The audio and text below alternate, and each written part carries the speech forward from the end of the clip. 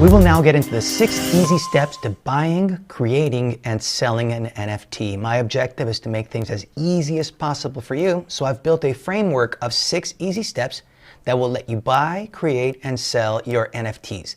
In fact, I've created a downloadable PDF that will help you actually print out and keep these 6 easy steps with you as you go through the process. In this lesson, I'm going to walk you through the 6 easy steps, and that way you'll understand exactly what you're going to be faced with as we go through the course and actually do it when we buy, create, and sell NFTs. For starters, I'm going to talk to you about how to buy an NFT. 6 easy steps are step 1. You have to select an NFT marketplace and open up an account. Now, popular NFT marketplaces include OpenSea, that's OpenSea.io, Rarible, that's Rarible.com, and Mintable, Mintable.app.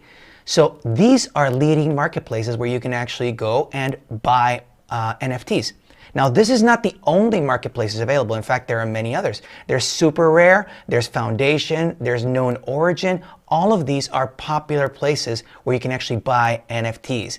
There are also opportunities where you can buy NFTs of other kinds. So for example, pre-made NFTs such as CryptoKitties or NBA Top Shot, which actually has the leading events from the NBA players.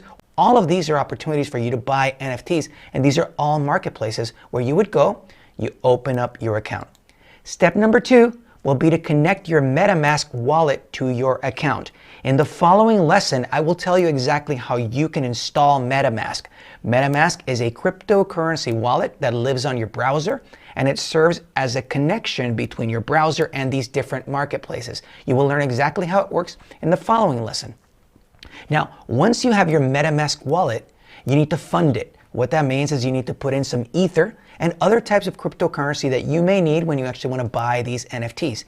MetaMask is actually a cryptocurrency wallet, and it will let you store Ether and let you spend that Ether when you're buying NFTs. You can do that because it lets your browser interact with these marketplaces. The next step is to explore the different NFTs that are available. You will have a lot of opportunities to look at different NFTs that people have been listing for sale, and you can select whichever one you want to buy. Once you find an NFT you want, you place your bid for the NFT following the marketplace rules. NFTs are sold on an auction basis in most cases, and what you do is you bid for the NFT and it goes through an auction process. Depending on the amount you bid, you may or may not get the NFT. The NFT goes to the highest bidder. So if you're the highest bidder, you will get the NFT. That is the 6 easy steps to buying an NFT. Now, I want to talk to you about what you can do so that you can create and sell your NFTs. So how to create and sell NFTs? Let's go through 6 easy steps for doing that, and many of them are similar. What you're going to see is that you need to select the marketplace that lets you create NFTs and open up an account. So basically, what you need to focus on is NFT marketplaces that will let you create your own NFTs, and then what you do is you open up an account. The options we're going to be looking at are OpenSea. OpenSea is the most popular NFT marketplace in the market. And Rarible is also very good, so is Mintable.app. Each one of them has different variations. We're going to go through all 3 so you can see the process of creating NFTs in the different marketplaces. The next step you're going to do is to connect your MetaMask wallet to your account and add funds to it. Again, MetaMask is your key to being able to interact with these marketplaces, and since it holds your Ether, you're going to be able to pay and buy the NFTs. Some marketplaces also take other coins. For example, USD coins, which is a cryptocurrency stable coin, you can actually use that as well. So depending on the cryptocurrencies that the different marketplaces take, you can store them inside MetaMask so that you can actually use MetaMask as your wallet to pay for your NFTs when you're minting new NFTs. The process of creating an NFT is called minting. So what you need to do then is prepare the content that you wish to mint as an NFT in order to upload it to your account. So if you're working with a video, you need to get the video, high quality, and upload it to your account. If it's a painting, you have to find a way to take pictures, set it up in a way that's a digital format that you can upload to your account. Whether it's a music piece, whether it's a video of you recording a performance art, whether it's actually any type of asset that you can actually turn into a digital format and you can upload to your account because you wish to mint it as an NFT. So once you've actually got your material inside the account that you're going to turn into an NFT, you will then pay the required amount to the marketplace in order to create or mint your NFT.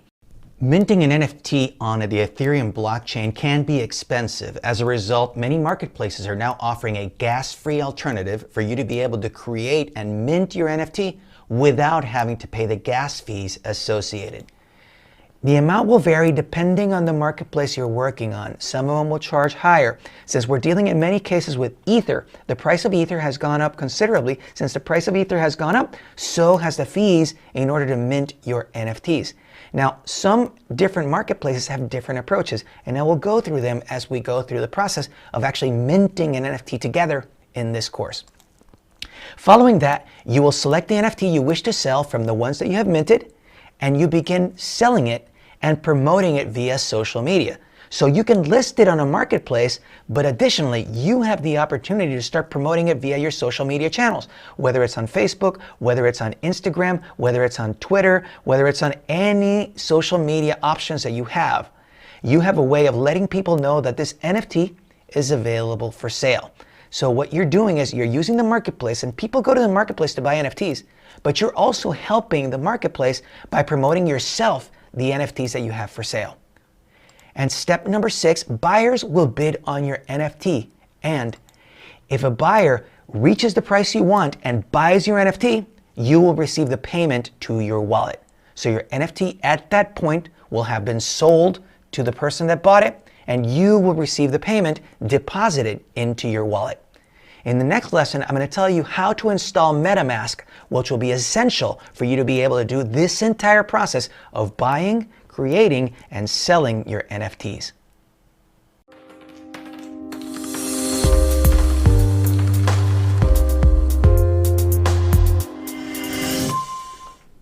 In this lesson, I will tell you how to install MetaMask. This needs to be your first step because without MetaMask, you will not be able to complete the steps I will provide for you to create and mint your own NFTs.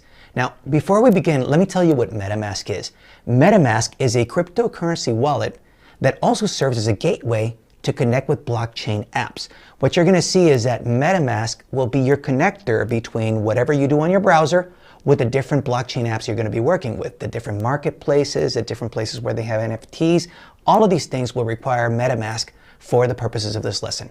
Now, what it works is as a browser extension or as a mobile app. That is, you can download MetaMask and you can install it as an extension on your browser. It works with a lot of different browsers. It works with Chrome, it works with Brave, it works with Firefox, it works with Edge.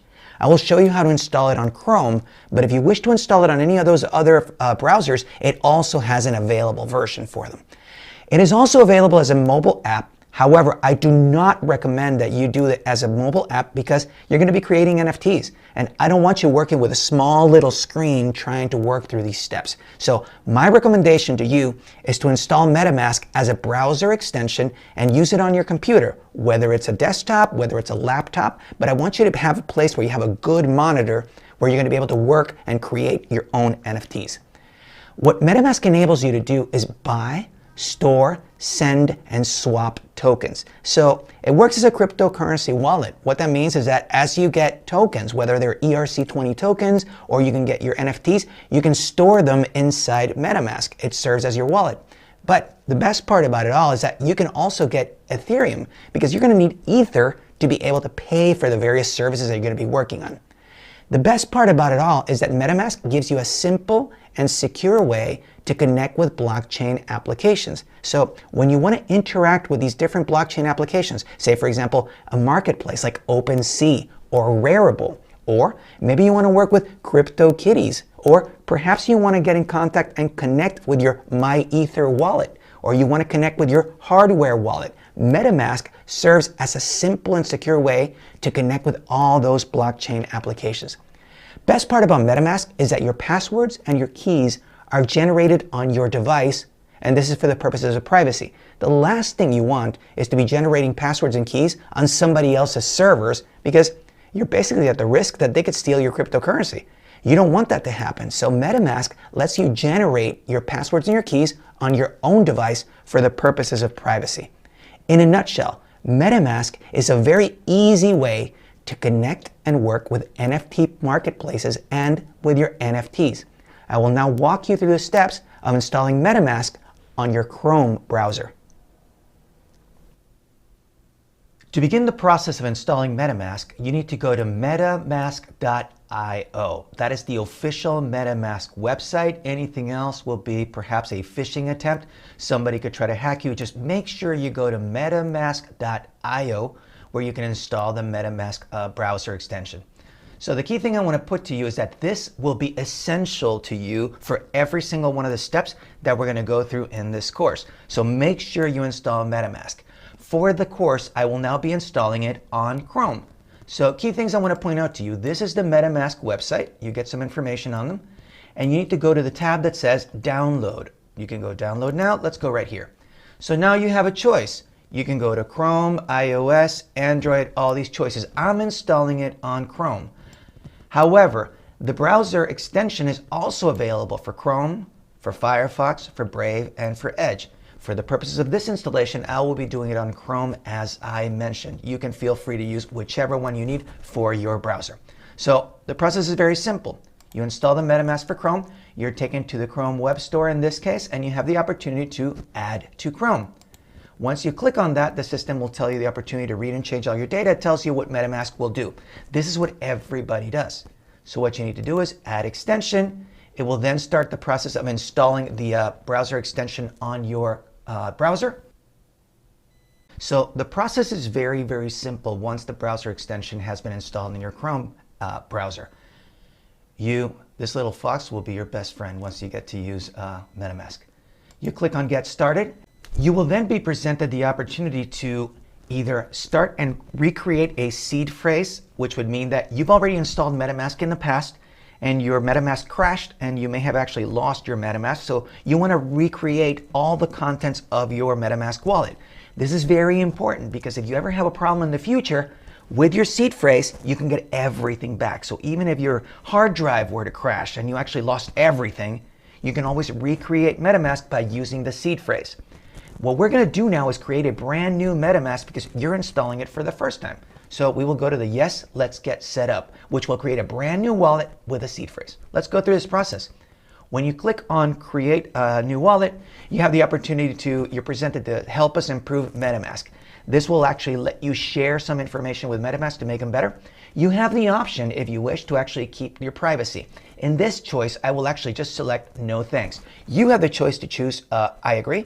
I will do the no thanks. I will now create a password for a fake browser that I'm going to be, for a fake wallet that I'm going to use for you. This is a throwaway MetaMask wallet that I'm creating for you for the purposes of this course. All the information that I'm showing you, this is just for the purposes of the course. I would not share with you any of this information. So at this moment, you create your own password. And I will agree to the terms and conditions. So now you will be presented with your secret backup phrase. Remember I told you about the backup phrase that we have to create when we're preparing MetaMask? This is very important because right now you will see the secret words. You will be presented with your own secret words.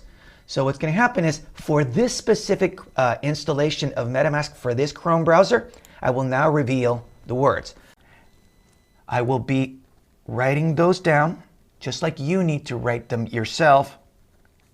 What you see right now is the secret backup phrase for this install that I am doing right now. You will have a different set of words presented to you. Make sure you copy them. I will not be using this wallet for anything of value. This is just for the installation purposes. And I want you to just understand that you're going to have to write down those words so that you do not lose them.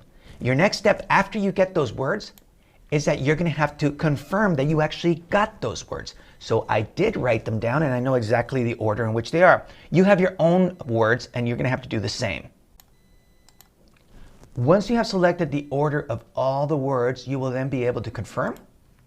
And congratulations, you've installed MetaMask on your browser. This will be the step you need to do first before you do anything else in this specific course.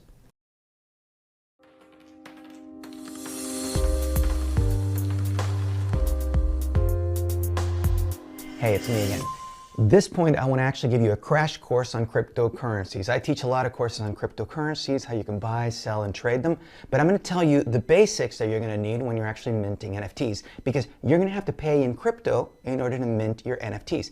More specifically, you're going to need Ether, which is the cryptocurrency that is on Ethereum, and that's what you're going to load into your MetaMask so you can actually pay for minting your NFTs. So let me tell you a little bit about cryptocurrencies really quickly so you understand. So what you're seeing right now is a website called coinmarketcap.com, which actually tracks the entire cryptocurrency market. As you will see, as of the moment of this specific lesson, there's more than 9,000 cryptocurrencies.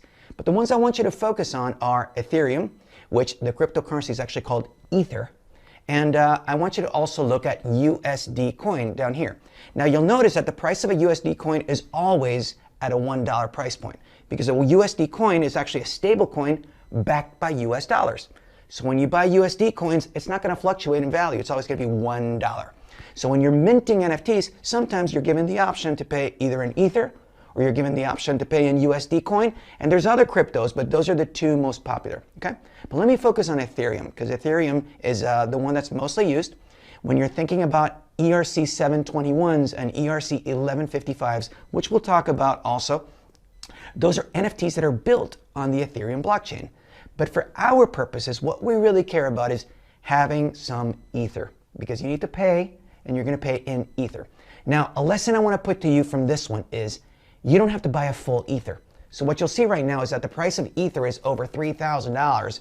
And to tell you the honest truth is, you don't have to buy a full Ether. You can buy just a fraction of an Ether. Buy $100 worth of Ether, $200 worth of Ether. Same thing with the other cryptos. Some people are scared of getting into Bitcoin because you're like, well, I can't afford to spend over $50,000 on a Bitcoin. You don't have to. In fact, most people don't. What you buy is a fraction of a Bitcoin. But let's talk about Ether, because that's what I really want you to get. So what you're going to need is actually get a hold of some Ether. You have the option to buy some Ether inside MetaMask. MetaMask gives you that option. Another option is to go to a cryptocurrency exchange, get some Ether there, and then send it to your wallet. It's actually an easy process to do. But what I want to give you is some options on how you can easily get started safely inside the world of cryptocurrencies. I want you to get some cryptocurrency, specifically Ether. Buy a fraction of Ether. Buy just maybe $100 worth of Ether, $200 if you really want to push it. But you're going to need some Ether in order to do some of the steps that we're going to go through in this course. And the way you can do that is to use some popular cryptocurrency exchanges. Now I'm going to give you some options, 3 specific options, so you're aware of these, because they're very popular. There's millions of people that use them, and they have a lot of safety mechanisms. They have insurance, there's customer service teams, so they're very popular platforms. The first one I want to talk to you is about Coinbase, and I'm going to provide you links for all of these in this lesson as resources. Coinbase is actually available in multiple countries. They have USD, your USD funds are actually backed by FDIC insurance. Your crypto is also backed by insurance. Very popular cryptocurrency exchange, very easy to use. You can buy a fraction of an Ether there. I've provided a very special offer also. You buy $100 or more of Ether using the link I've provided you, you actually get an extra $10 worth of Bitcoin in the process. So a good option for you to take that. Another option is Binance. There's Binance.com, which is available for international audiences, and in the United States, they have Binance.us. Now, Binance is also a very popular cryptocurrency exchange where you can actually get a lot of cryptocurrencies. Among them, Ether, which is what we're going to be talking about, which is what you're going to be using in order to mint NFTs, to buy NFTs, etc.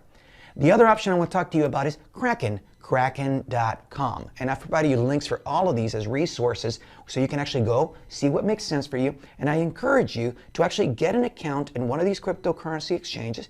Once you open it, you're able to buy, sell, and trade cryptocurrencies. So guess what? Now not only are you learning about NFTs, you've actually just learned how you can get into the world of cryptocurrencies. And the best part is you don't have to break the bank. You can actually just take a small amount, buy it, and you'll be in the world of cryptocurrencies. So once you've got some Ether, then you can go on and you can actually start minting your own NFTs. You can start buying NFTs. There's a whole world of opportunities for you. Let's go to the next lesson and make it happen.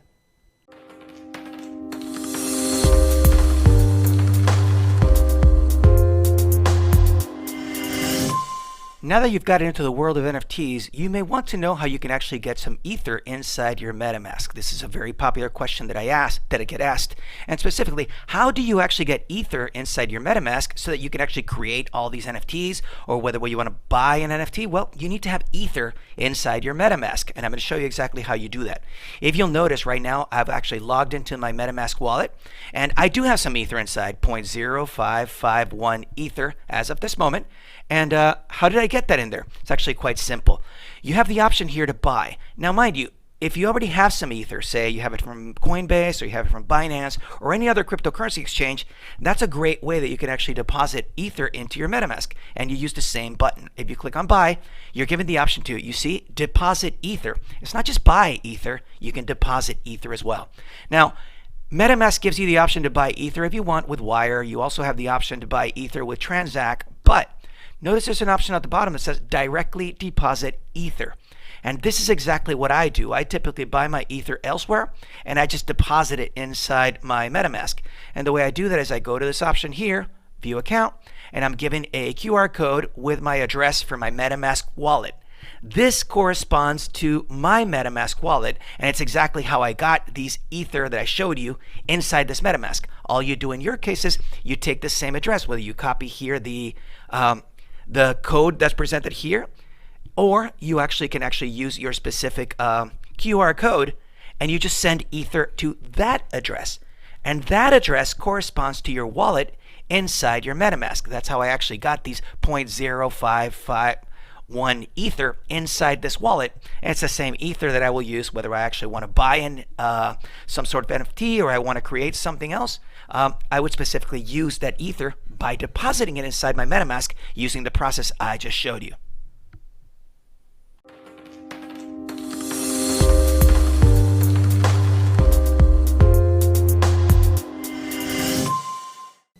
We will now go shopping for NFTs, and so you can see what the market looks like. At the time when you actually do your own shopping, you'll be able to see what other people are creating. My recommendation to you is look around, look at what other people are doing so you can get ideas, get inspired, try to get information of what types of collections people are doing.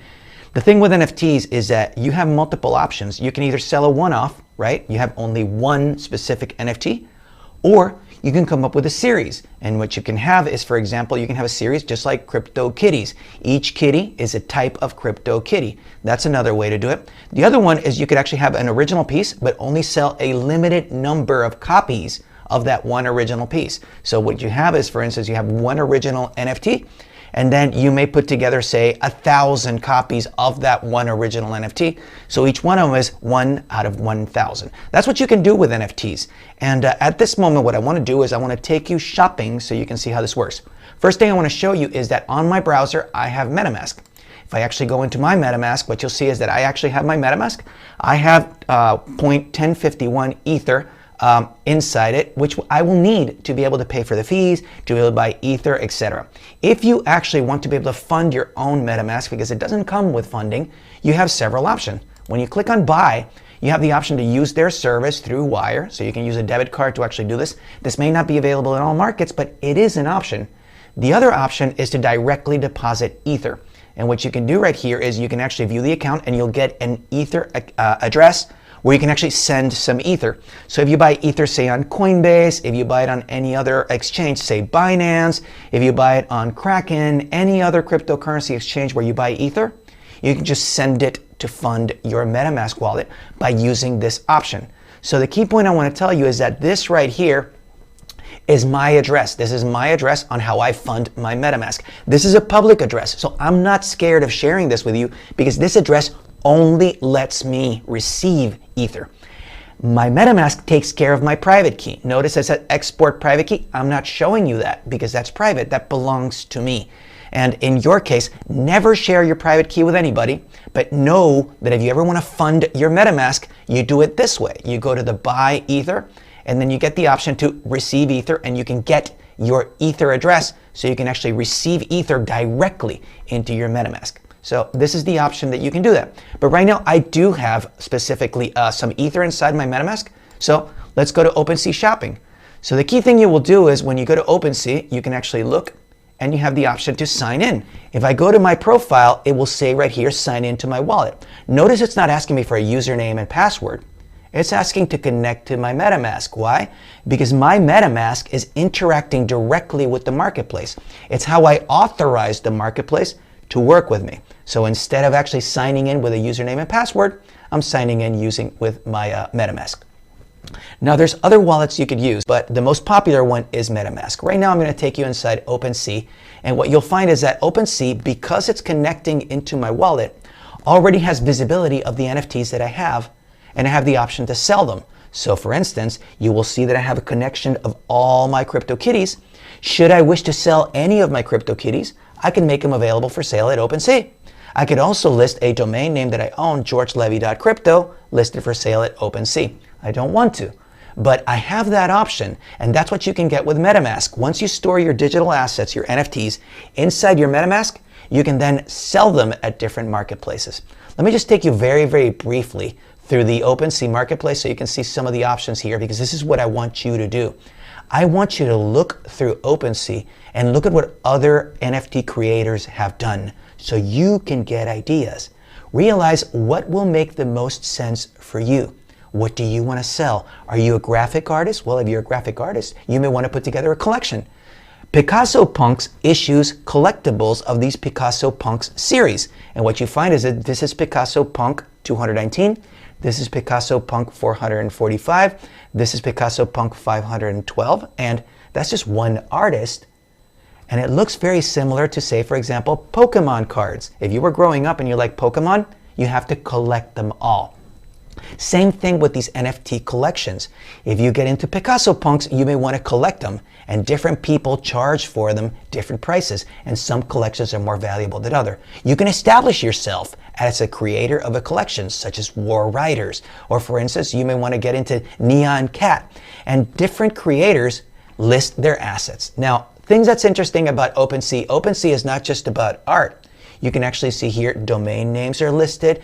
There are virtual worlds, trading cards, collectibles. All of these are different types of NFTs that you can sell through OpenSea. And in fact, if you look through these, you can find that you can get here So Rare, which actually focuses on soccer collectible cards. Decentraland, which you spoke about earlier in the course. Super Rare. These are all NFT assets that are also available for you to sell at OpenSea. And if you're actually in the process of selling NFTs, this would be a great marketplace where you could actually sell the NFTs you have. Let's go to the next one. Let's talk about Rarible. Rarible, I want you to see it because Rarible not only gives you the option to buy, but just like at OpenSea, you can also create NFTs at Rarible.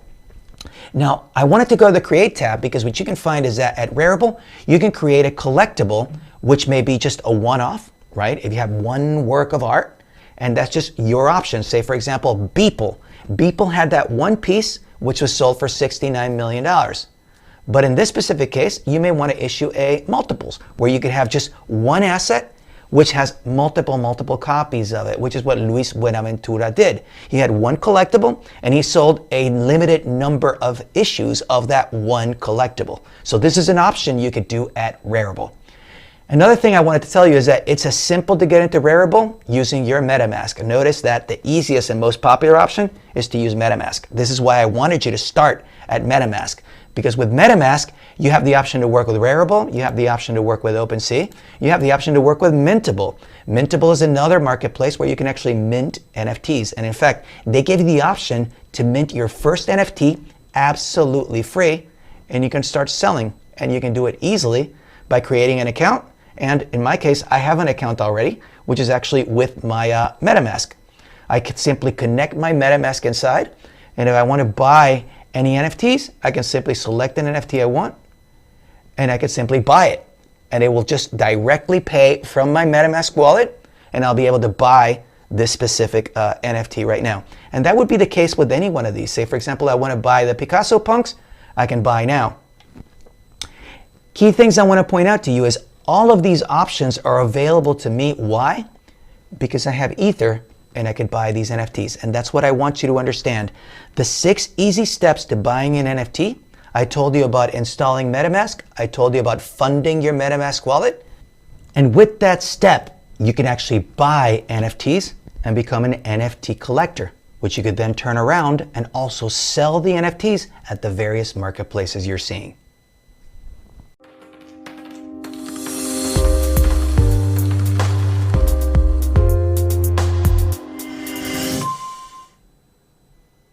I will now take you through the process of creating and selling an NFT from digital artwork. I will be making reference to the 6 easy steps to creating and selling an NFT, which I provided for you as a downloadable bonus.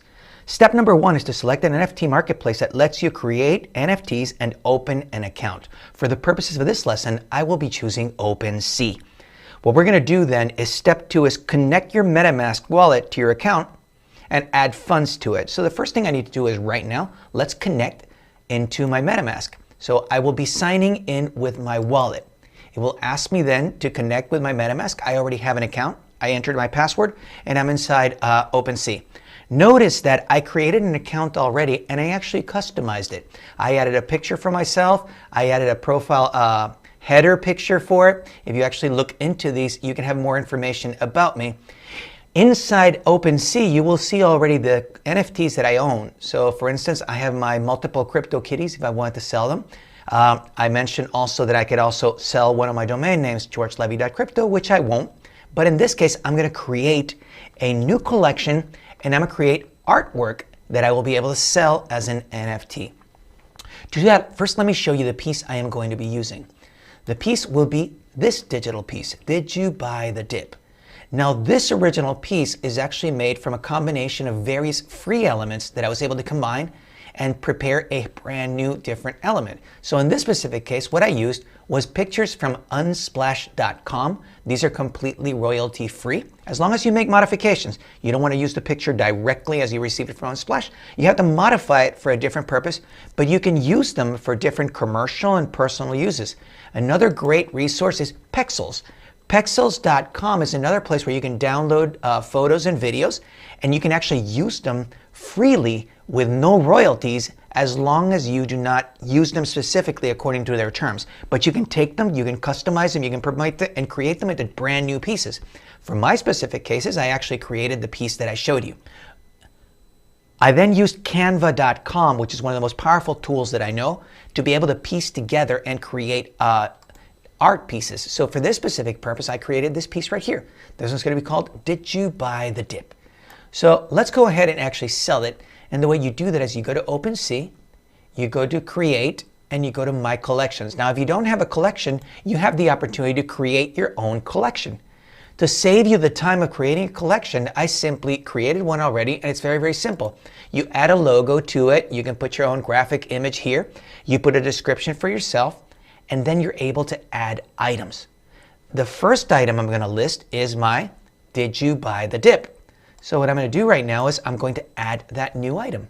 In the process, my MetaMask will open up and it will tell me if I want to sign in so that the system knows that it's actually coming from me. Remember, you're creating a non-fungible token and you have to assign ownership to it. So when you create this NFT, you are going to be the owner of this NFT, this piece, and then it can get transferred to somebody else that actually buys it. So for this moment, I'm actually going to be signing it and letting them know that I actually want to create a new item. So what I will do right now is I will actually be taking this specific piece that I have here, Did You Buy the Dip? And I'm going to drag it into the system. So right now the system has it. Notice that to be able to create a new item, I have many options. I could create videos, I can create audio, I can create a recording, I can put graphics, JPEG, PNG, GIF. All of these are different formats for creating digital assets inside OpenSea, which you're going to sell as an NFT. So for the name, this one is called Did You Buy the Dip? Now, I actually have already written the description for this specific piece to save you the time, and I'm going to paste it. Now, the external link, I will be listing my own site, because if people want to learn more about me, they can go to georgelevy.com, and then will ask me different things. Properties. Will I actually want to be able to add properties such as the character? And this is usually when you're doing collectibles. If you're doing like crypto kitties, well, you have to say the character, what's the name, etc.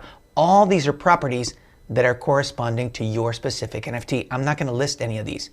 These will be numerical traits, which would be, for instance, if you're creating characters, well, the characters may have different variables. For example, speed or strength or height. You can determine different variables that can be included to the item. And then you can put specifically numerical traits.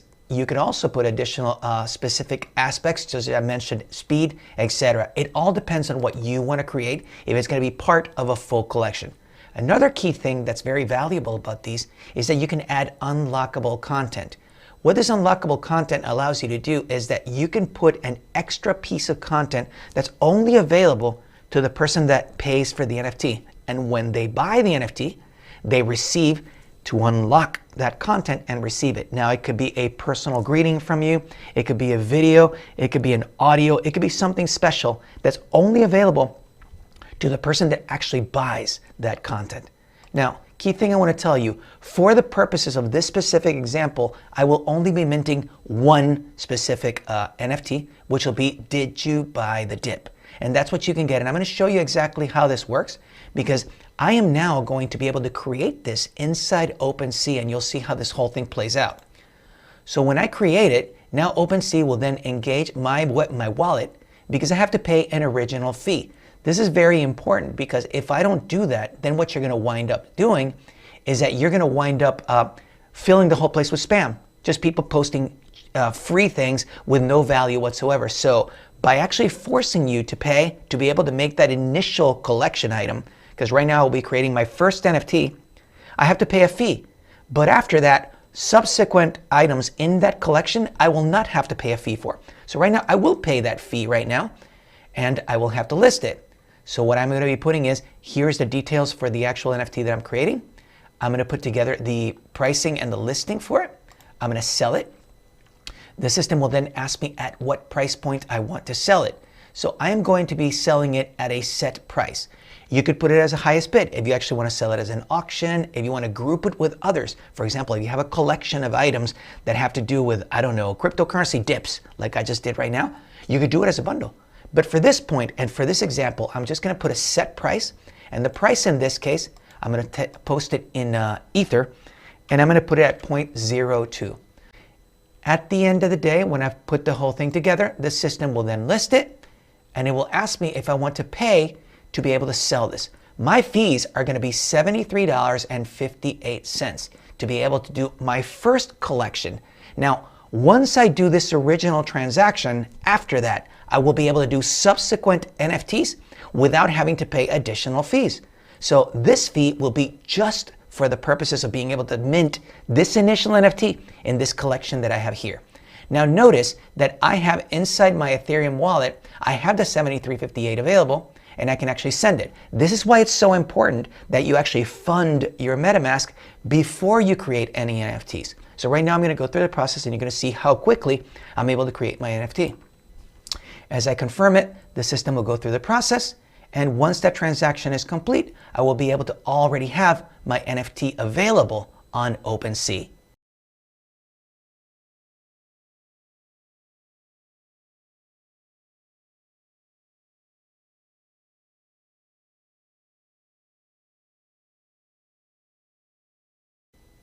And just like that, my piece is available for sale on OpenSea.io. As you can see here, here's the piece, Did You Buy the Dip? And it's available for sale at 0.02 Ether. And if anybody else wishes to buy it, it's already available at OpenSea for purchase.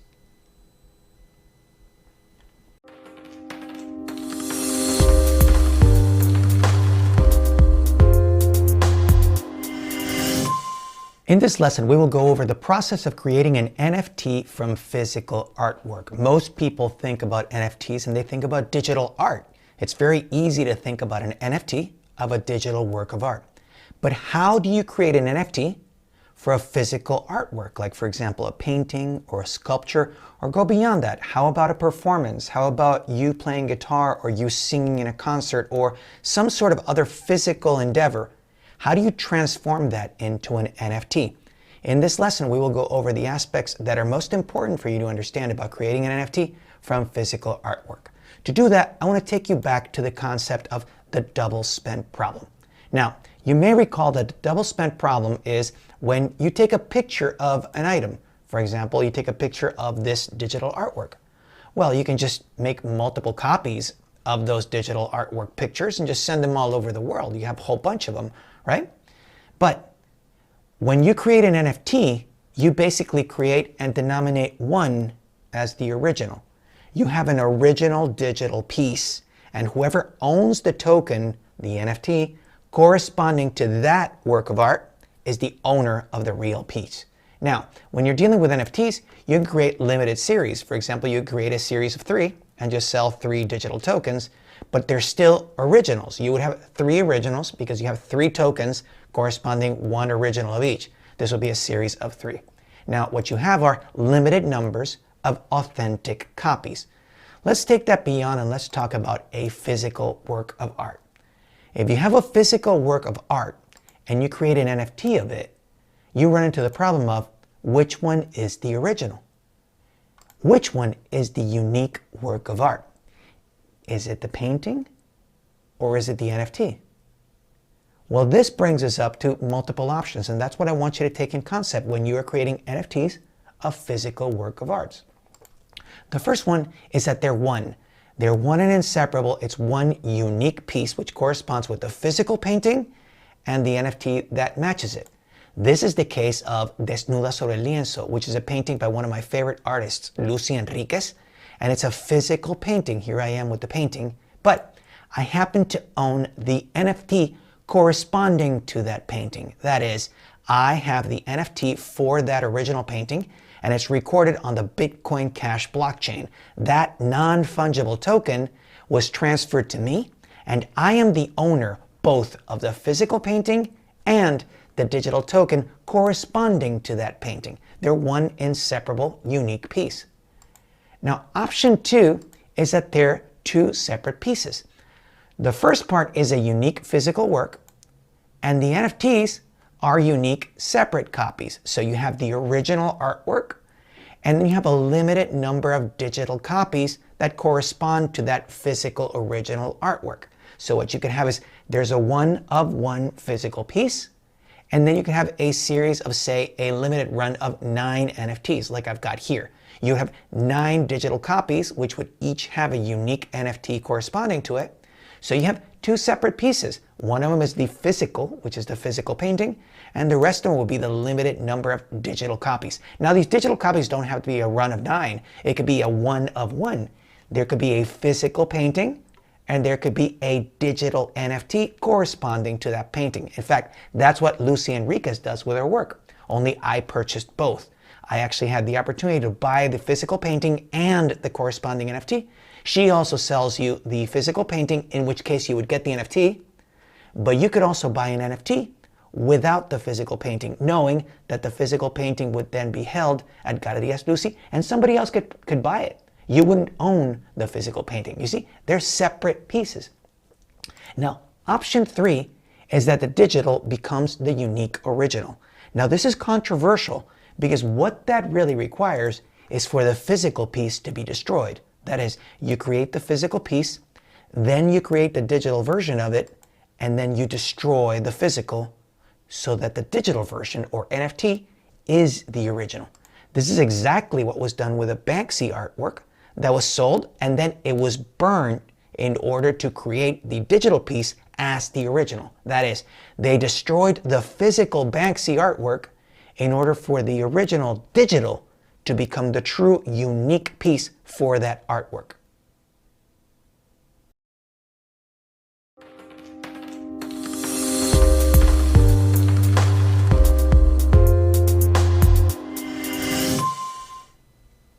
In this lesson, I will be talking about the process of transforming a physical painting into a digital work of art.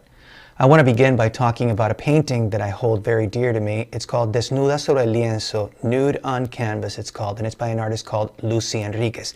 I own the physical painting and I own the physical certificate for it. If you actually were to go to Galerías Lucy, you'll see that my painting was sold, but this painting actually has its own corresponding NFT. The NFT was actually produced and certified by a group called Dintav, and actually I have the certificate of ownership for that physical painting. Now, in addition to the physical paintings, Lucy also sells digital representations of artwork, and she does that on OpenSea, very similar to what you will be learning in this course. So for instance, these are digital NFTs of some of the paintings. The original painting still exists, but you can buy the digital NFT of it. So what I will be presenting to you now is how to create a physical piece and sell the digital representation of it on an exchange. And to do so, I'm going to create a performance piece. I'm actually going to record a video, and I will then transform that video onto an NFT, which I'm going to sell on OpenSea.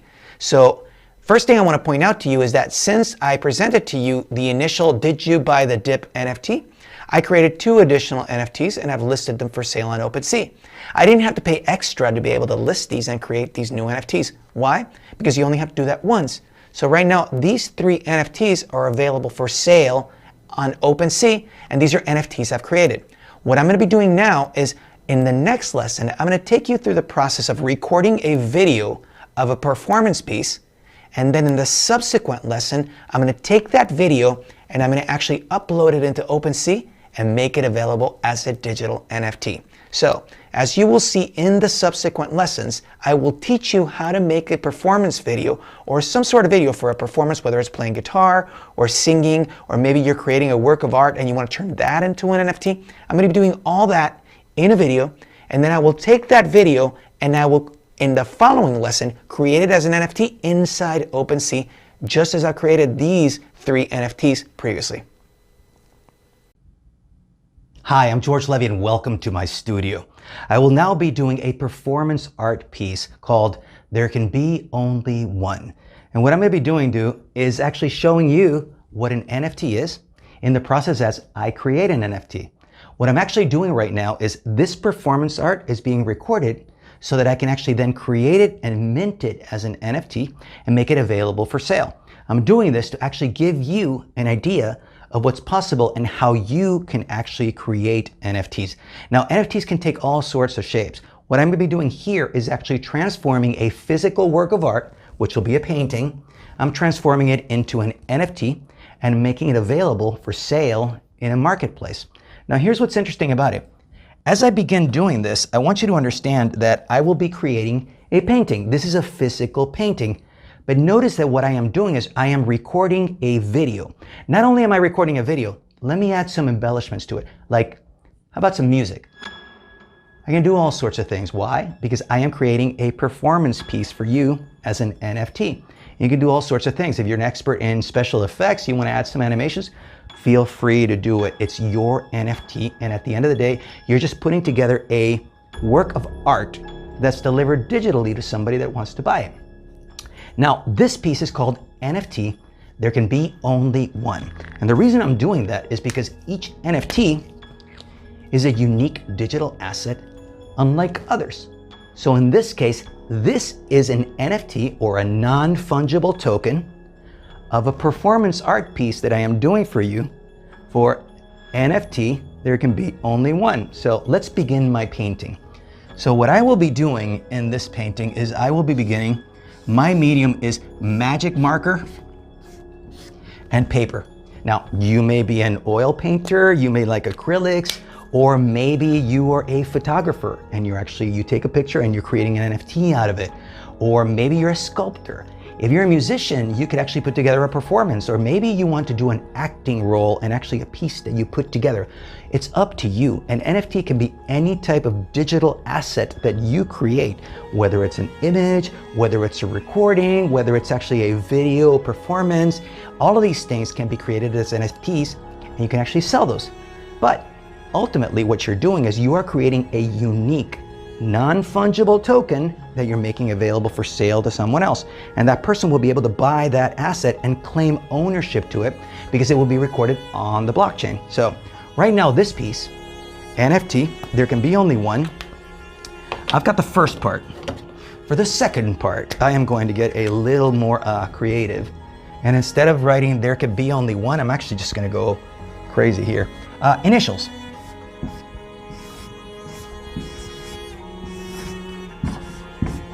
There can be only one.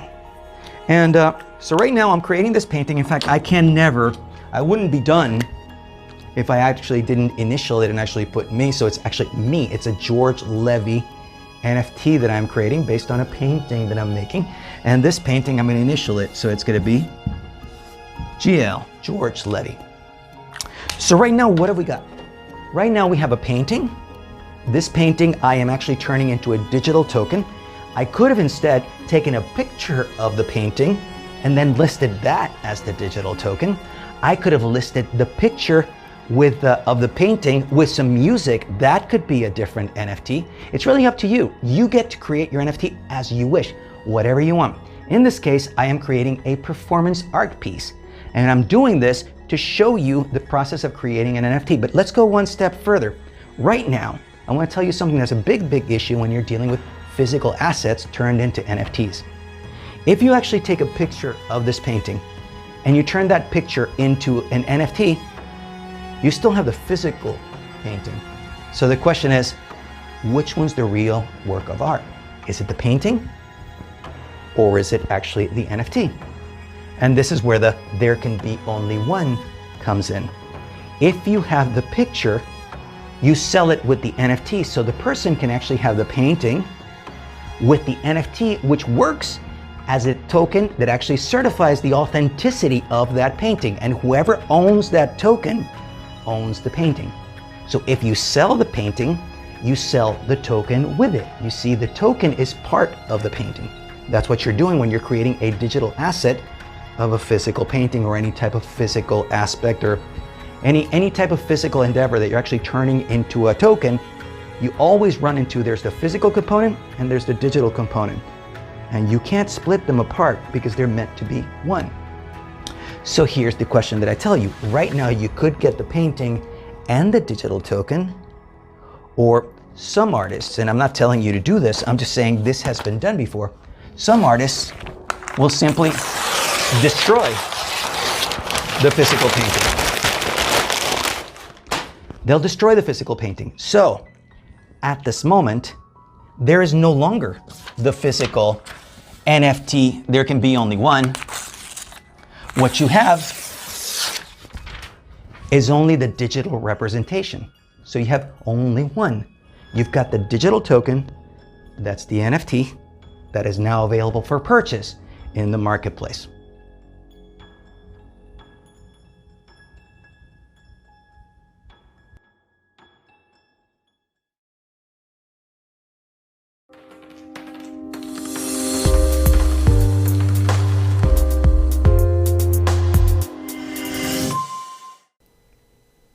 Now that you saw how I recorded a video of a performance art called There Can Be Only One, I'm going to take you through the process of taking that video and I'm going to turn it into an NFT and make it available for sale. To do that, I'm going to do so also in OpenSea.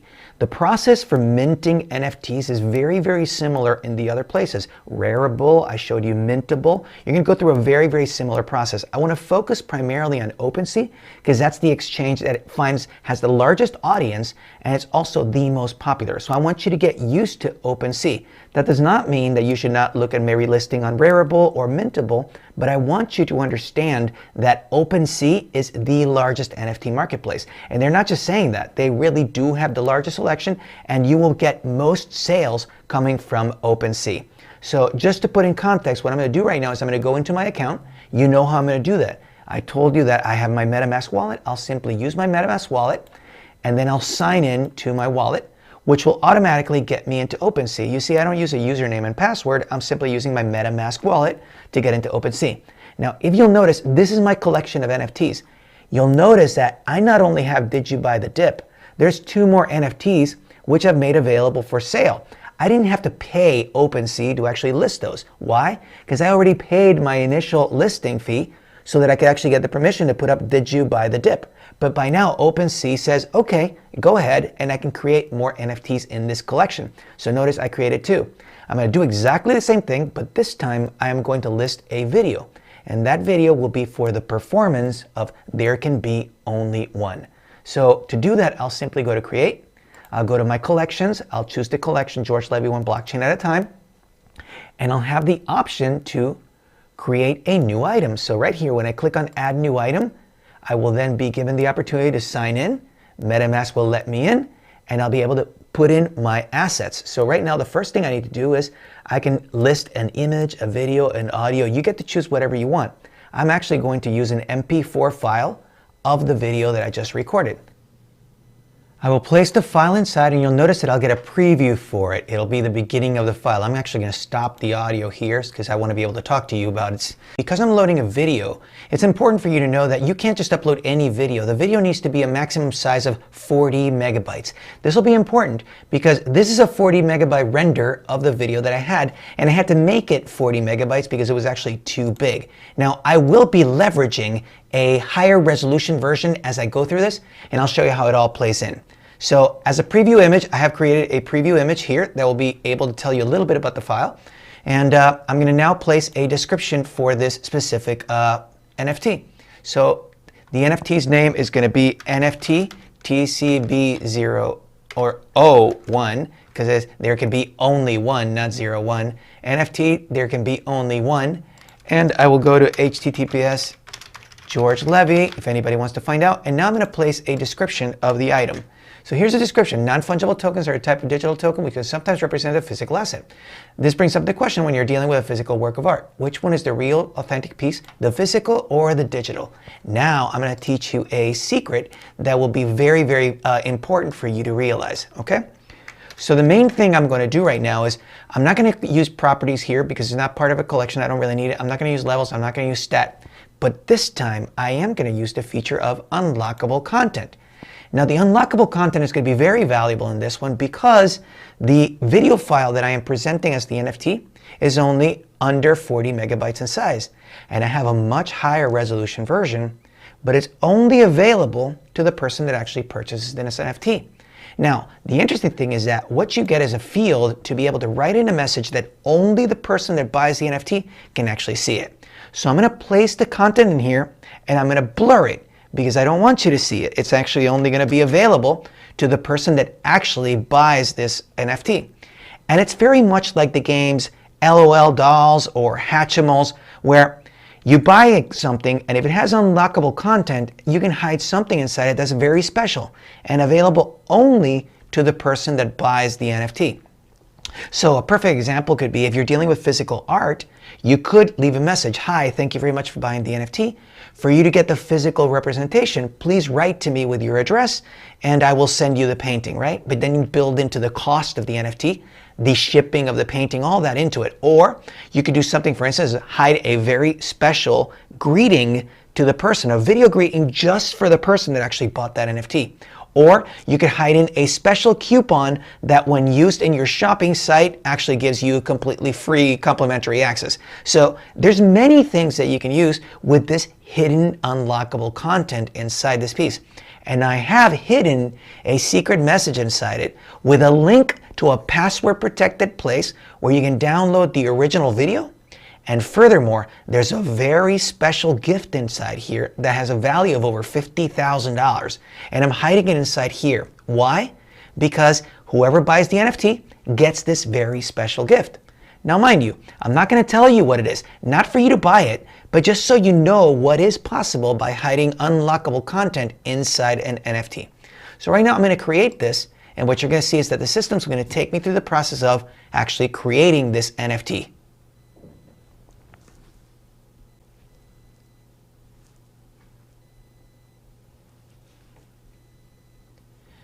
And just like that, the NFT TCB01 has been created. So let's proceed to sell it. So what I am going to do right now is I have the opportunity to be able to write in the description of it, which I've already got. Here are my details. You'll notice that here is the unlockable content, which is only available to whoever actually buys this NFT. And I'm going to place it for sale. Now, I have the option to set the price like I told you. I can set it as an auction or as a bundle. I'm actually going to set the price. And in this case, I actually want to set the price at 10 Ether. That's going to be the price that I am going to be charging for it. As I told you, I have a very valuable gift inside this, and 10 Ether would be appropriate for what I'm actually thinking about. I'm going to post my listing, and just like that, my MetaMask is going to tell me if I want to sign it.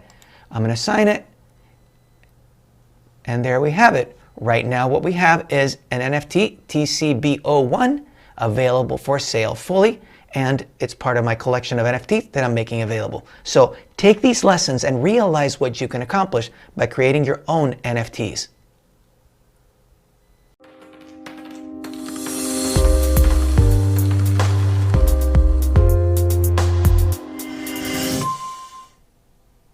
Now that you know how to create and sell NFTs on OpenSea, I want to encourage you to grow your business. Realize that if you do not have assets for sale, that is NFTs available for people to buy, you can't really sell anything. So it's up to you to list products for sale. One thing that's interesting about OpenSea is that you only have to pay once to be able to actually list as many assets as you want. So let me give you an example of what I've been up to. If you look at the collections, not only do I have a collection called George Levy One Blockchain at a Time, I told you about the different NFTs that I created here. You may not know about this video NFT that I created called the Bitcoin HODL, but you will also notice that I also have a new collection called My Crypto Turtle.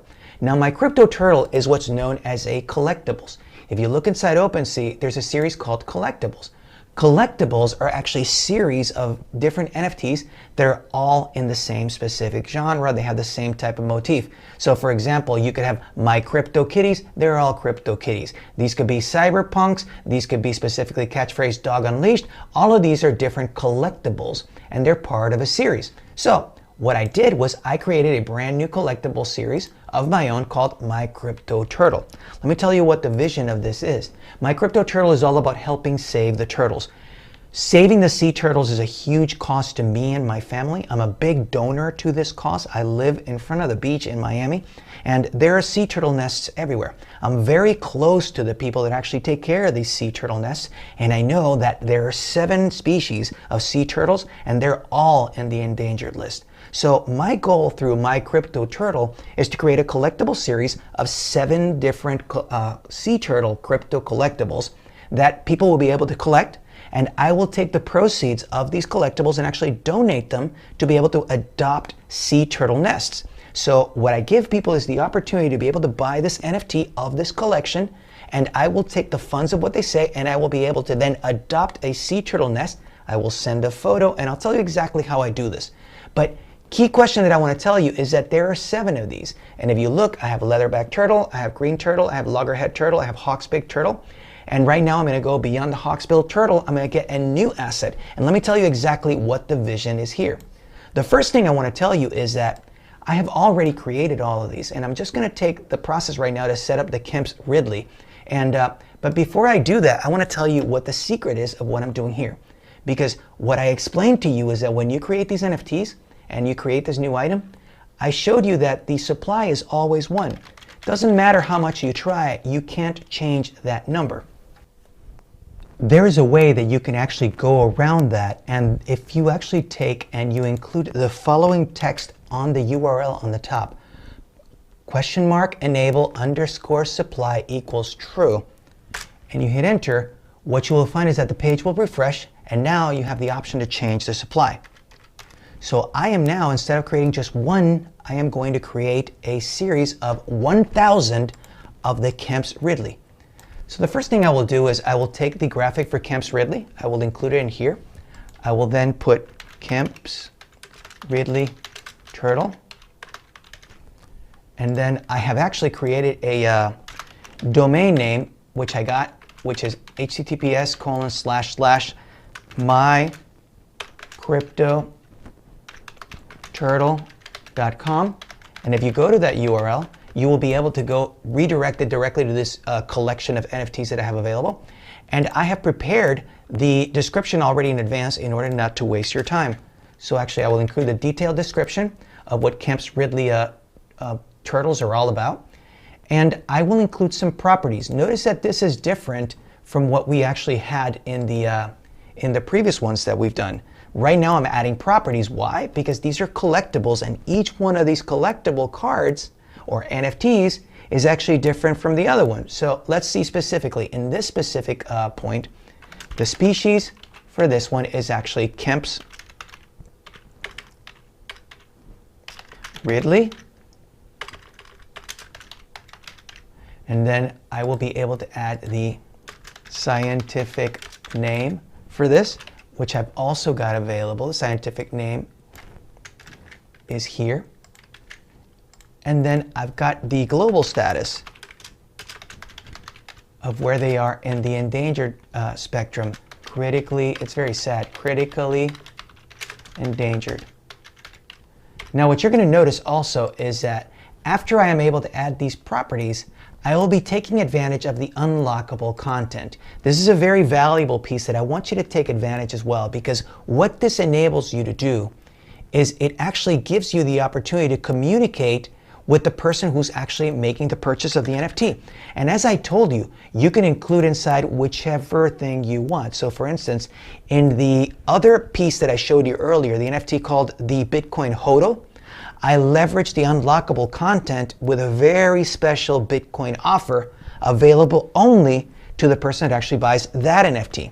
So for the buyer of this NFT, I list here in the instructions. And what I'm basically telling them is that with the proceeds from the purchase, we will adopt a sea turtle nest on behalf of the person that actually bought the NFT, and I will send a digital photo of the sea turtle nest that they've adopted.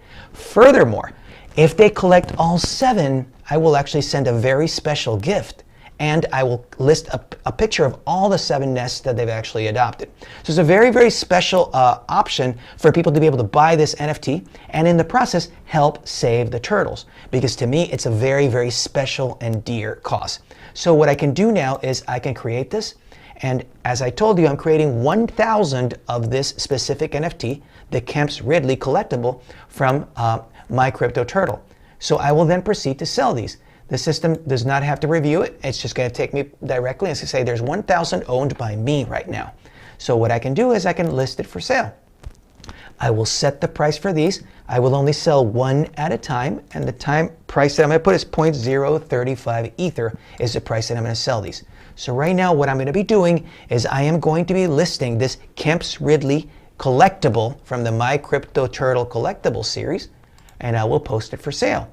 And just like that, OpenSea will ask me to sign it with my MetaMask. I don't have to pay anything. And here's my brand new NFT available for sale for my collectible series called My Crypto Turtle. You can do the same. So I highly encourage you, once you actually understand how to create and sell NFTs, take advantage of the fact that you can create as many NFTs as you want on OpenSea and realize that each one of those NFTs is a brand new product available for sale so that people can actually buy from you.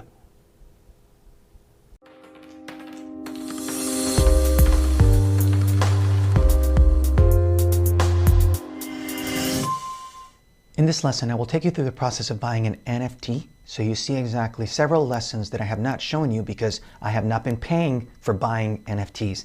This will be a valuable lesson which you will understand exactly the entire process of what you're doing when you're listing NFTs on OpenSea. When you list an NFT on OpenSea, what you're really doing is what they call lazy minting. You're not really creating the NFT. You're basically creating the possibility of the NFT. The NFT gets minted the moment that somebody makes a purchase, and that buyer actually pays for the minting process. So that is why you're able to create all these NFTs, list them for sale, but you don't have to pay to create the NFT. The NFT gets created the moment someone pays for that NFT that you presented, and then it gets minted and they receive the token. They create the NFT the moment that they actually make the purchase from you. Until then, it's merely a concept inside OpenSea. You're listing the NFT as a potential NFT, but the NFT itself gets minted by the buyer when they make the purchase. That's why you don't have to pay every single time to mint an NFT. Let me take you through that process because I actually identified an NFT that I want to buy. The NFT I do want to buy is actually this piece here called Suffer, which is actually a limited edition NFT. There's only going to be 6 pieces of them. Notice that these are unique pieces. There's only one of these, one of these, one of these. This one actually has 6 units. Now, these 6 units are actually what are known as being semi-fungible because it's fungible, but there's a limited edition of them. So I wanted to let you know that because if you create a limited edition series where there's more than one, sometimes that's referred to as being semi-fungible. Each one of these is identical, but they're unique. There's only a total of 6 of them. So right now what I'm going to do is I am going to buy this piece right now. And what you're going to see is that it actually includes some unlockable content, and there's a price for it. It's 0.014 Ether, $49.19. You're going to see right now that I am going to make this purchase, And in the process, I will also be presented with a warning. That warning is actually a disclaimer that the item has not been reviewed by OpenSea. This is done standard by OpenSea because it's the way that they're able to disclaim themselves to be able to make sure that nobody is actually putting counterfeit information inside. So this is standard inside all OpenSeas when you're actually buying an NFT. So do not be concerned about this as I go through this process. So I will now be buying it. One thing you're going to be able to see from this is that this is not the total price. I am going to be paying for the minting of this item. I want this item. It's a very special deal to me. My name is George Levy, and having the rabbi actually the scribe or Sofer actually copying the Torah to me is a very, very personal piece. And especially if it's coming from Lucy Henriquez, who's the same artist who created this Nuda sobre el lienzo, which I told you. So I'm going to purchase this piece, and now it's going to ask me if I want to pay for this. Notice that I'm going to have to pay gas for this. This is the process of me minting this lazy mint of Sofer into a real token. So I will now be turning this into an NFT token that I'll be able to receive. And furthermore, if I want to sell it on OpenSea, I can, but I can also take that same asset and actually I can sell it on other marketplaces. As of this moment, I don't own it yet, so I need to buy it. And to do so, I have to pay the fee to be able to mint it. So I'm going to confirm this. I'm doing the transaction. I will be waiting until the transaction completes. The transaction has completed. I will now go back to all the items and I will be the owner of that one specific asset. I'll then be able to go to my profile and I'll be able to see that inside the assets that I own, I have Sofer. And if I wish, I can actually list the item for sale as I currently own the NFT token for this. And I could also sell it if I want in another marketplace such as Rarible or Mintable or any other one.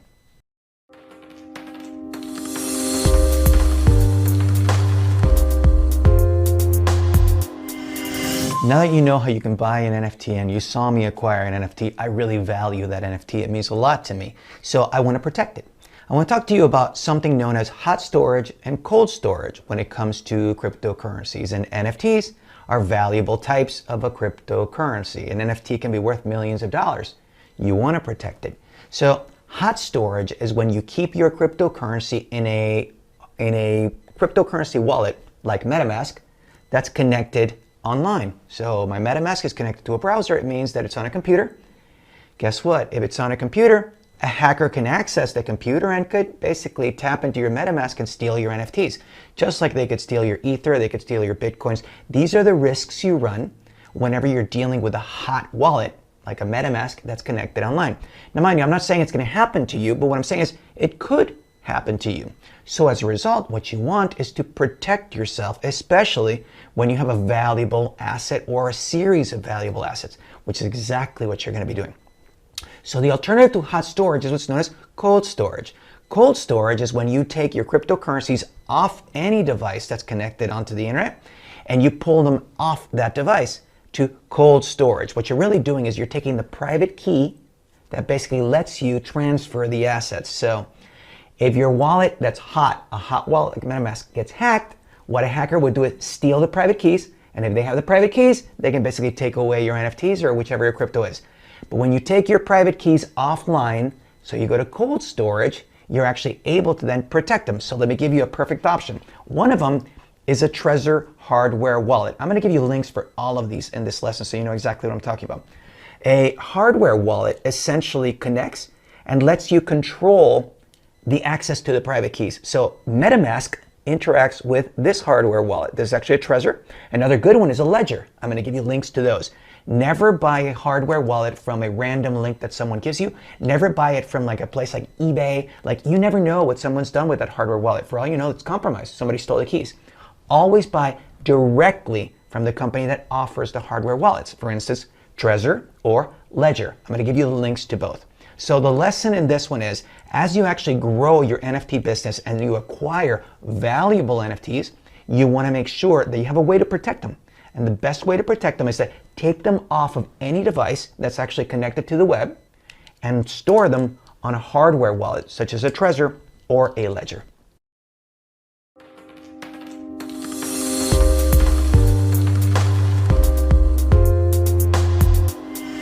In this lesson, we will talk about the concept of royalties.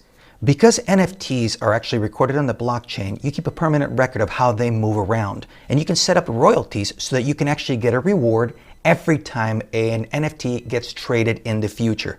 Now, you can program this into your collections to include royalties, and that will enable you to receive future payments as royalties when your NFTs are actually traded and moving around.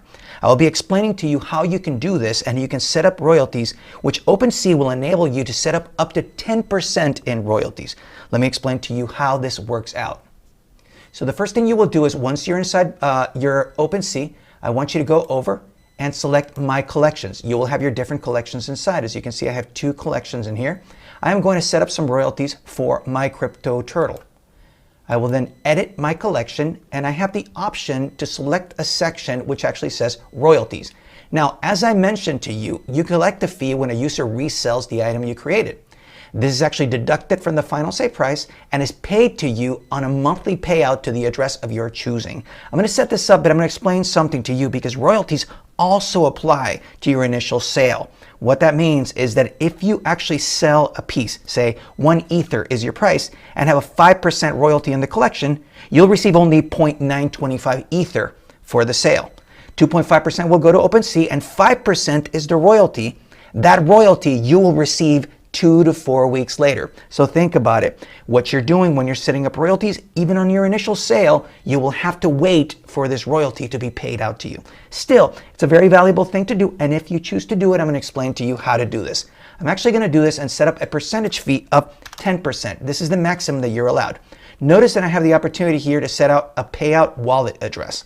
This will be your Ether wallet, where you will actually be able to receive your payout to 2 to 4 weeks later. It really is that simple. Right now, this collection is set up on the Ethereum blockchain, and I will proceed and select it to submit the changes. From this moment on, this one specific collection will then have royalties of 10% automatically paid out to me if somebody trades these into the future. Once you have set up your royalties for a collection, you can simply go to My Collections again, and when you select your collection, you will have the option to see royalties. When you click royalties, you will have a royalty payout history where you'll be able to know when your payouts will occur. If you're expecting them, say 2 to 4 weeks later, it will show up on this calendar as soon as you set up those collections with the royalty payout.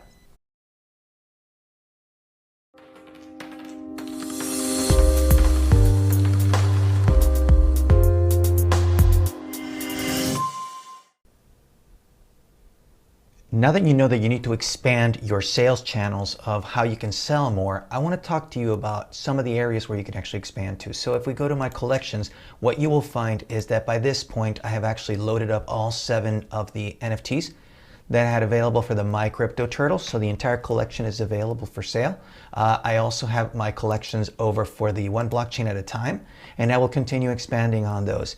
I would like to let you know that my goal of why I focus so much on OpenSea is that once you pay that initial fee over at OpenSea, you can keep expanding and putting more and more content in it.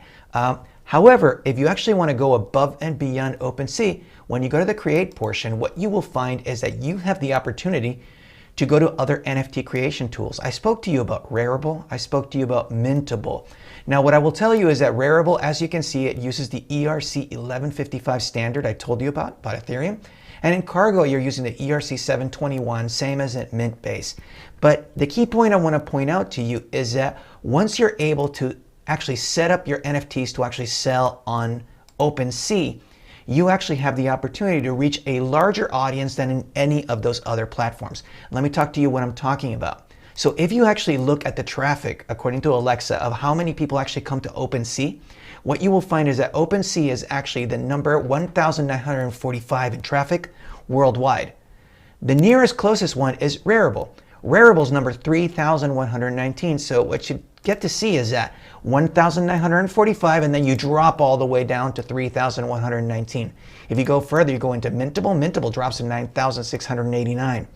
But the reason I want to let you know about this is that if you actually look at what's actually available for sale at OpenSea, you'll find that at OpenSea you can actually find the Rarible items. So why would you go to Rarible and actually mint your items on Rarible if you actually can just get them directly and just sell them on OpenSea.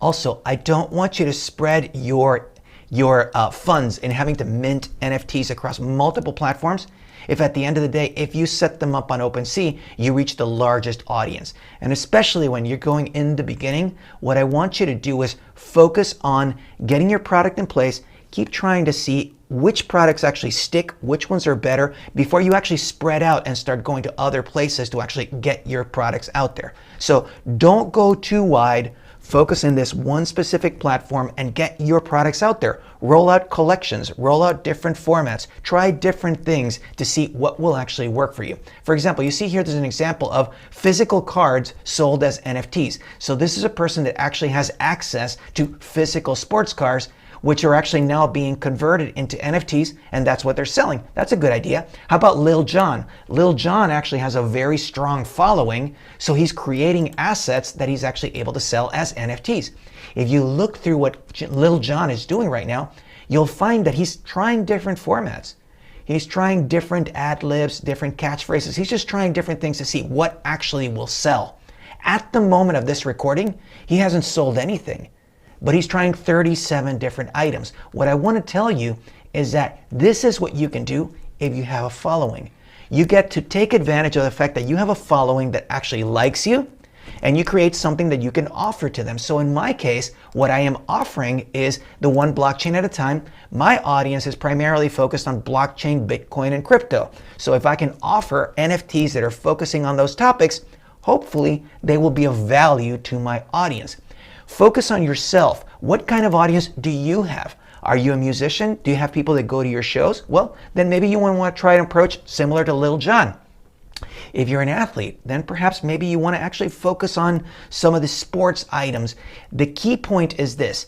The whole goal is each one of us has unique talents and has unique gifts. You should take whatever you have that you can add value with and convert it into an NFT and offer it outside. And what I highly encourage you to do is go to OpenSea and get started. Put your first NFT out and then try a second NFT and just keep cranking them out, because you don't have to pay extra for the additional NFTs that you do. You can roll out new collections, you can roll out new NFTs, and that is what you want to do.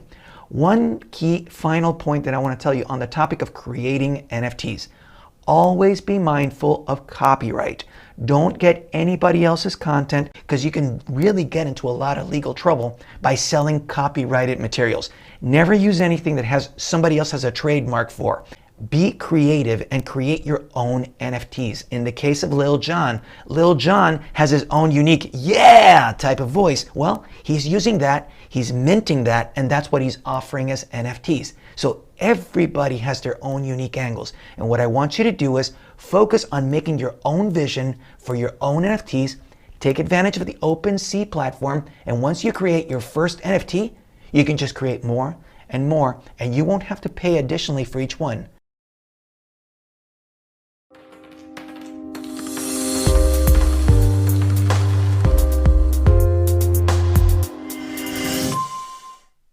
In this lesson, I want to talk to you about why people buy high-ticket priced NFTs. By high-ticket priced, I mean an NFT that has a large price, say $100,000 or several $100,000 or perhaps millions of dollars. Why would anybody spend hundreds of thousands of dollars on an NFT? In this lesson, I'm going to go into some of the details with some key examples so you can understand how NFTs have been carving their way into these high ticket prices, hundreds of thousands of dollars or perhaps millions of dollars. Let me begin with one of the examples that I've spoken to you about, which is Beeple's Everyday's The First 5,000 Days. This piece, which sold for $69 million, sold at Christie's, an auction house where typically fine art is sold. Now, an NFT made it into Christie's, and that piece broke all records and sold for $69 million, making it the highest priced NFT ever sold. Now, this piece actually was composed of 5,000 art pieces, because Everyday's was composed of every single day Beeple created a new digital image. So the first 5,000 days incorporated the first 5,000 digital images that Beeple created every day, and compiled. That piece sold for $69 million at Christie's. Now notice, This was sold at Christie's, which is an auction house which traditionally sells fine art. So what you're seeing is that NFTs are making their way into the fine art space, and now we had an NFT selling for $69 million at Christie's. So the first item that I want to say is the target that reaches art collectors are used to paying high prices when they value a piece. So why people buy high ticket priced NFTs, a target audience that you may be interested in looking at is art collectors. I will continue on that by pointing out that CryptoPunks, which was actually a limited edition of these CryptoPunks, 9 of these CryptoPunks sold for $16.9 million at Christie's again. So what you're seeing again is that these NFTs are making their way into auction houses and they're commanding multi-million-dollar pieces. Continuing to that, Beeple created a new piece that's actually a sculpture and an NFT and sold it for nearly $29 million at an auction house with Christie's again. So what we're finding is that these pieces are actually commanding very, very large ticket prices, and the target audience is art collectors. I will then like to go into investment and speculation. You see, not everybody is an art collector, and other people buy NFTs thinking as an investment or because they're speculating that they can turn around and flip it and make a much larger profit out of it. Let me give you some key examples. I want to talk about Pudgy Penguins, which is a collection of 8,888 penguins, and each one of them was truly unique. Now, what's interesting about this collection is that this collection was launched and it actually sold in just 19 minutes on OpenSea. People really were interested in this piece, and in 19 minutes, all 8,888 Pudgy Penguins sold. But the story doesn't end there. From there, Alexis Ohanian, who happens to be the co-founder of Reddit and is actually married to Serena Williams, the tennis player, he actually bought a Pudgy Penguin and actually posted on Twitter his image of his Pudgy Penguin. This actually brought a lot of people a lot of attention about Pudgy Penguins because Alexis Ohanian is a very, very well-known and recognized personality. And from that specific place, from listing that Pudgy Penguin, more and more people became interested in Pudgy Penguins. Following that, shortly, the New York Times interviewed Alexis, and he stated, "I joined the Penguin NFT Club because apparently that's what we do now." And in that piece, he spoke about Pudgy Penguins, thereby increasing greatly the visibility into these Pudgy Penguins. Now, the Pudgy Penguins actually continued selling, and here we're looking at a Pudgy Penguin selling for $469,000. So what we're seeing is there was a lot of attention around these Pudgy Penguins, and as the more and more the awareness of this piece spread, more and more of this collection actually drove higher and higher ticket prices. So much so that someone actually made a purchase and made $600,000 by flipping that Pudgy Penguin just because that Pudgy Penguin was different. It was looking the opposite way, whereas all the other Pudgy Penguins were looking in one direction. This one was looking the opposite way. And that was so much of a differentiator that that one piece resulted into a $600,000 profit for this person that actually purchased it and sold and flipped it. Just to put things in context, Pudgy Penguins still sells to this day, and what I'm looking at right now in early January 2022 is just looking at the statistics that in the past 7 days, there's been 209 Pudgy Penguins being sold. That is, the people that already had the initial Pudgy Penguins have been reselling them. And what we're finding is that in the last 7 days, there's been $747,000 worth of trading volume, and a lot of people have been selling and reselling Pudgy Penguins across. Now, not all 8,888 Pudgy Penguins actually resulted in hundreds of thousands of dollars in sales. There were many of them that did not command those prices. But there are people who are still selling the same Pudgy Penguins. Because when you have an NFT, you can buy an NFT and you can sell it to someone else. That's one of the beauties of an NFT. When you actually make a purchase, you own the piece. And you can then turn around and sell the piece to someone else if you want to. The next one I want to talk about is the concept of status symbol. This is one of the key areas where NFTs in the high ticket price is actually commanding the most attention. And I want you to be aware of this because status symbol is one of the key areas where NFTs kick in. So I spoke to you about Alexis Ohanian, who happens to be the co-founder of Reddit. One thing I want you to notice is that his profile picture on Twitter is actually an NFT. That's a Bored Ape Yacht Club. That specific type of NFT is very popular among celebrities. The Bored Ape Yacht Club is actually a limited collection of 10,000 Bored Ape NFTs, and these were actually purchased and have been very, very popular among celebrities. If you want to be somebody, you get a Bored Ape Yacht Club. So much so that Eminem spent around $500,000 on an NFT of a Bored Ape Yacht Club. Now, why is this so important? The same as I showed you that Alexis Ohanian, his Twitter profile, his picture is actually his Bored Ape Yacht Club. If we look at Eminem, he's done the same. If you go to Twitter and you look at Eminem's Twitter profile, you will find that his picture on his Twitter is actually his Bored Ape Yacht Club. This is a very big thing as it's a status symbol. Not everybody can spend $500,000 on a Bored Ape Yacht Club NFT. And as a result, Eminem can put it on his profile picture. Why? Because he bought it. Not everybody else can have that. So we continue that. Other celebrity Bored Ape owners, we have people like Jimmy Fallon, we have people like Post Malone, Snoop Dogg. All of these celebrities and many more have purchased Bored Ape Yacht Clubs. Now that we're talking about Snoop Dogg, I want to talk a little bit about him because Snoop Dogg actually has a collection of NFTs worth around $17 million. Snoop Dogg is a big believer in the NFT space and has been investing heavily in NFTs. He's very, very proud. As I mentioned, the status symbol of having NFTs is a big deal, especially when you have the kind of money that a celebrity does. You want to be able to flaunt your NFTs. Well, Snoop Dogg is very, very proud of having a collection worth $17 million. Let's go one step further. Let's go to Jay-Z. And just like I showed you that Eminem put a Bored Ape Yacht Club NFT picture on his Twitter, well, Jay-Z instead chose to put a CryptoPunk NFT as his Twitter profile picture. This is a very, very expensive NFT that he actually purchased, and that's his profile picture on Twitter. Again, as I mentioned, it's a status symbol when you can afford spending hundreds of thousands of dollars on a collectible, which is an NFT, and then being able to flaunt it on your Twitter profile. We have Jay-Z. Now, I want to point out that Jay-Z is a big believer in NFTs, and one of the things he's also been doing is he's also been selling NFTs. In fact, his debut album sold as an NFT at Sotheby's for $139,000. Notice, in this case again, an NFT is making it into an auction house, in this case Sotheby's, and was sold for $139,000. So you're looking at the value of why people buy NFTs. Well, here's another NFT selling for over $100,000. Now, going in that same direction, I want to talk about that not everybody can be Jay-Z. Not everybody can be Post Malone. Not everybody can be Snoop Dogg.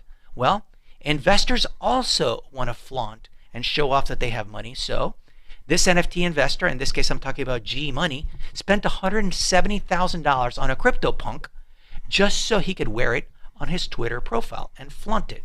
As he states it, it's like wearing a Rolex in real life. Well, you could have a Timex, you could have any watch, but in your case, if your Twitter profile picture is a CryptoPunk that costs $170,000, that is a true status symbol. And that's a real reason why people buy these. They just want to flaunt that they're able to have that kind of money to spend on NFTs. In this case, this is G Money, and that's the NFT that he actually purchased. It was a CryptoPunk avatar, and it cost around $170,000.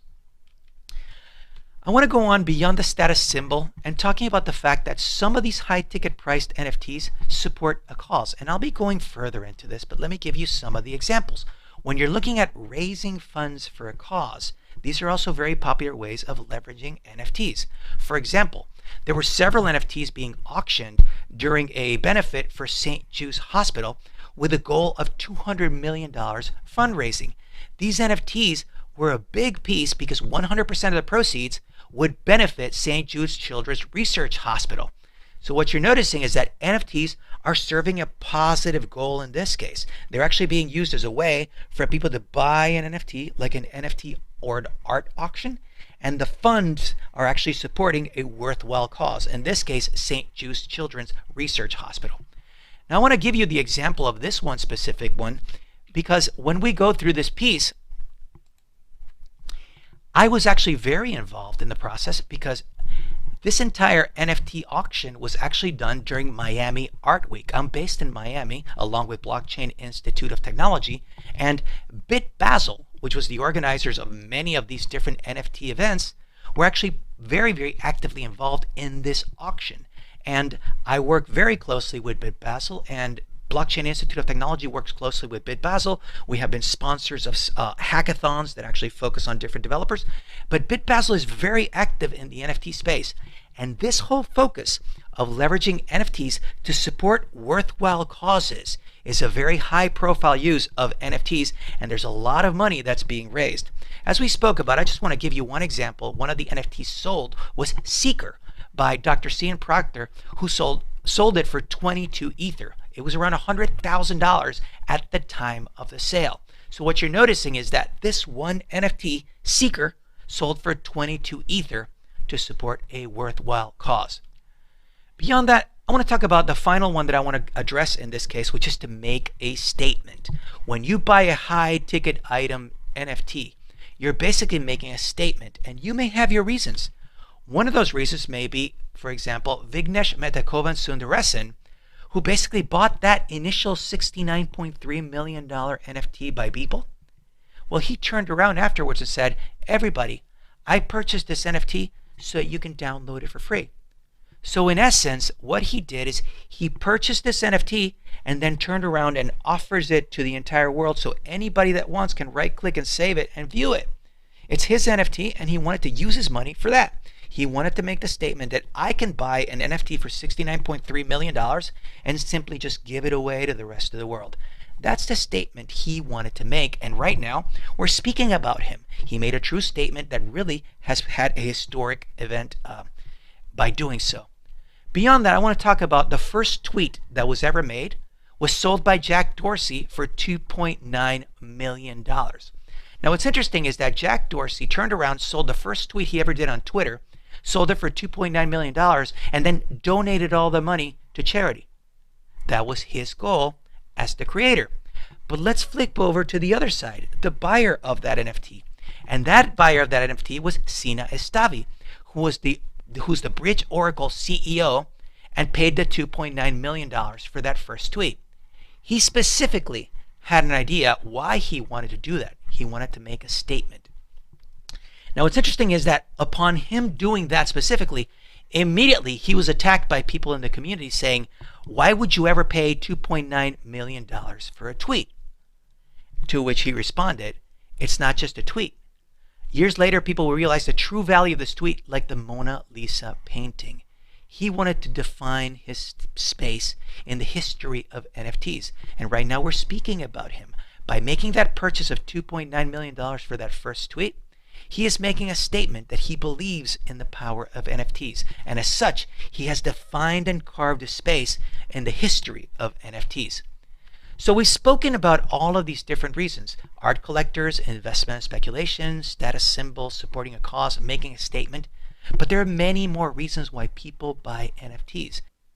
As we complete this lesson, I want to remind you that the list that I've shown you is not a comprehensive one, and there are many more high ticket priced NFTs that have sold. However, the list I have shown you is some of the key areas you may want to take a look at, because it is a proven example of different NFTs that have sold very, very high ticket prices and may give you some ideas of what you can achieve through the use of NFTs. What I want to leave you also with is just to know that the history of NFTs and what constitutes NFTs is still being defined. So you have the opportunity to create new NFTs in areas that have never been done. And perhaps you may come up with the next high ticket priced NFT. To do that, I want to end on an example that I truly find very innovative and very original, which is Tim Berners-Lee sold the web source code for the World Wide Web and auctioned it off for $5.4 million. Now you have to understand, an NFT of source code is truly original because it isn't actually a art piece, it isn't a music piece, this is source code. And this source code was auctioned off at Sotheby's and sold for $5.4 million. If you really look at what this NFT constituted, it actually had 4 different items. And these items were the timestamp files of the source code, an animated video of the code being written, a letter from Sir Tim, and a digital poster of the code created by Sir Tim.